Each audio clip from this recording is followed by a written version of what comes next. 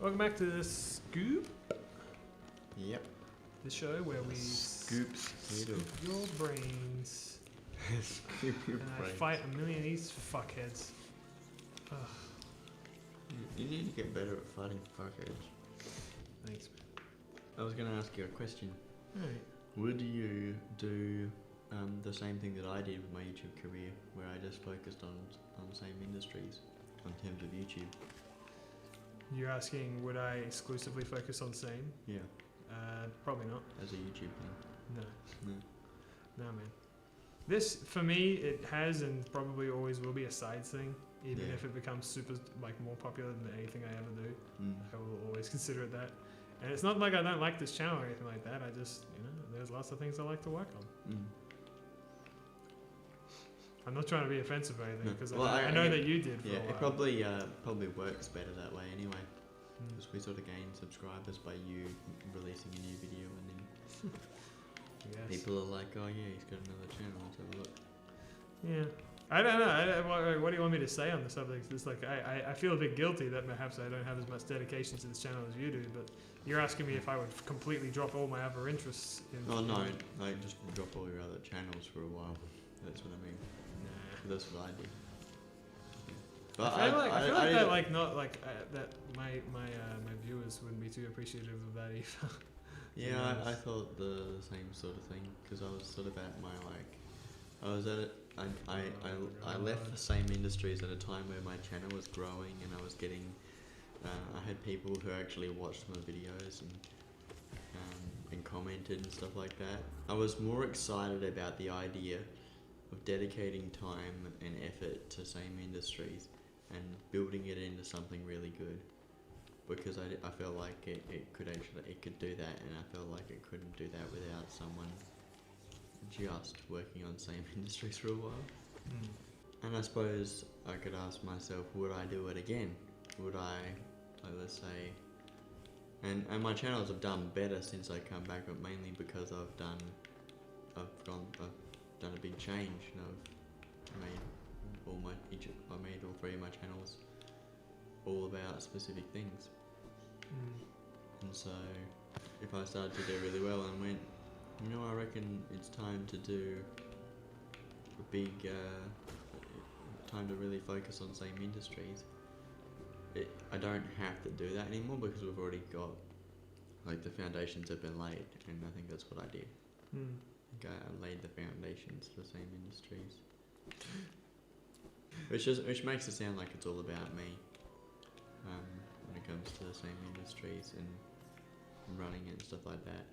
But there have been quite a few times where you've been the one that's been like, we want to do the next recording session soon, or something like that, or you've had an idea for same industries or something like that.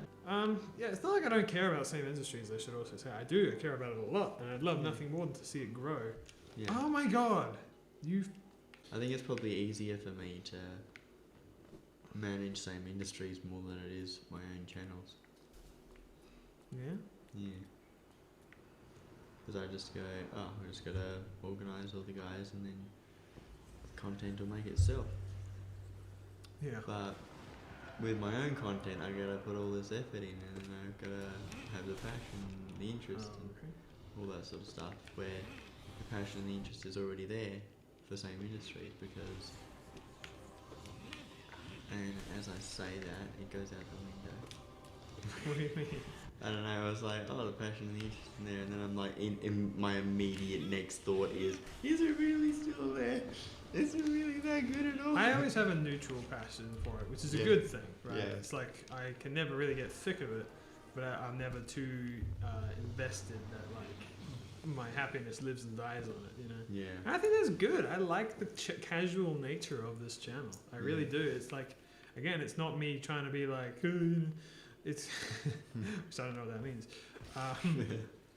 It's not me trying to be dismissive of this channel or anything like that, but I think it's a fun side project. I enjoy spending time with you and recording, and making it. Like, obviously we don't make it for the views or the money. Yeah. God knows that.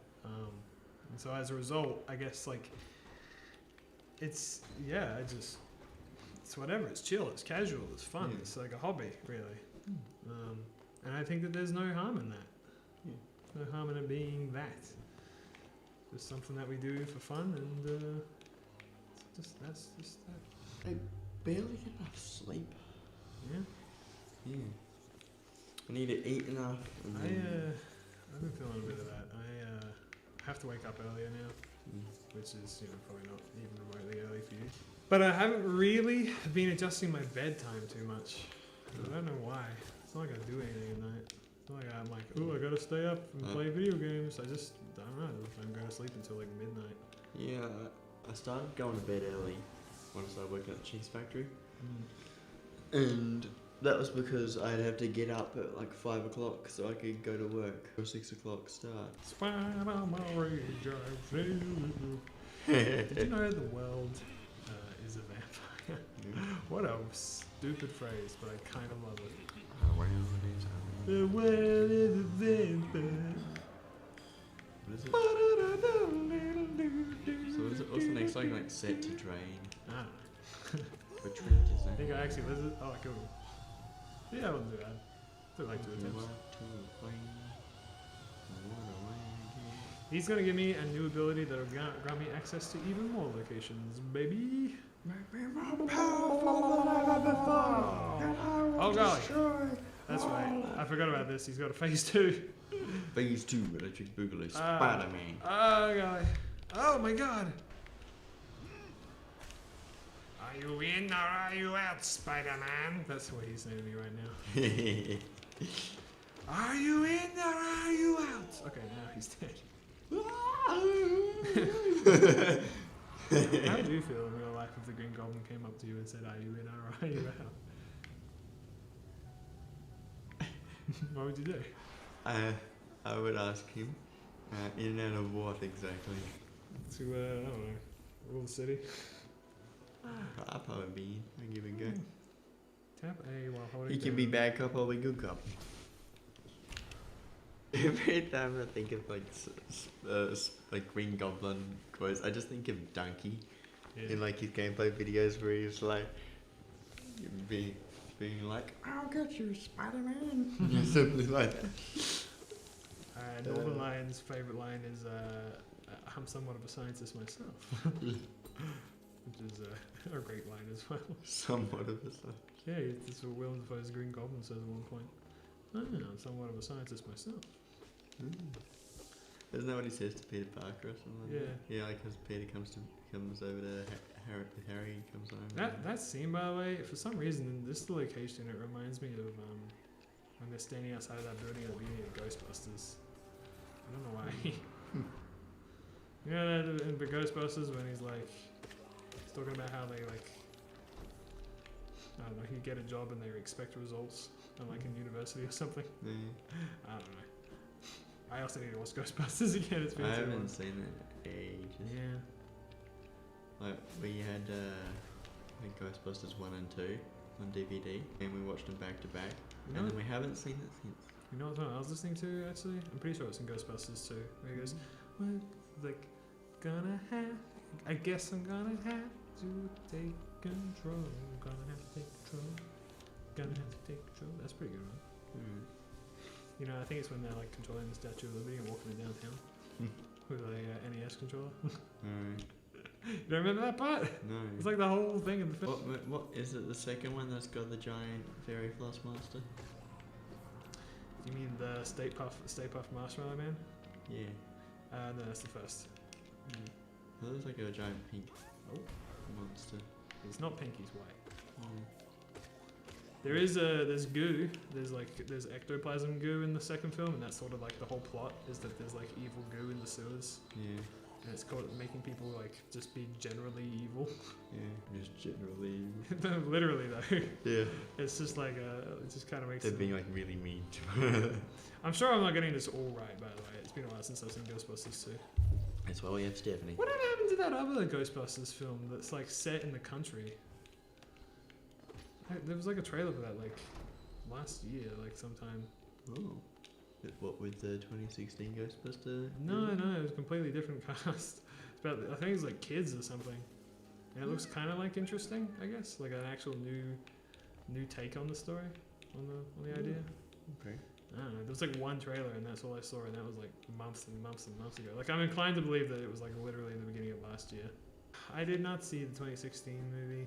No, I saw. Oh, yeah, not doing that. I don't know if I saw it or I thought maybe I watched it with you. Nope.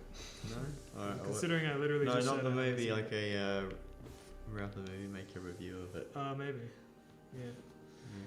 I mean, like, yeah, I don't know.